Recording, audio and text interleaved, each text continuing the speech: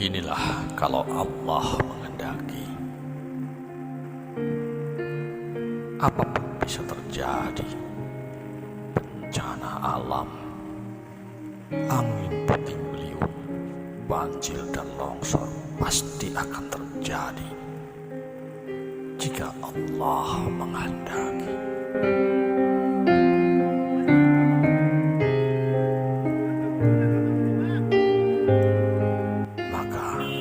Berhati-hatilah, wahai manusia, dalam menyikapi kehidupan ini.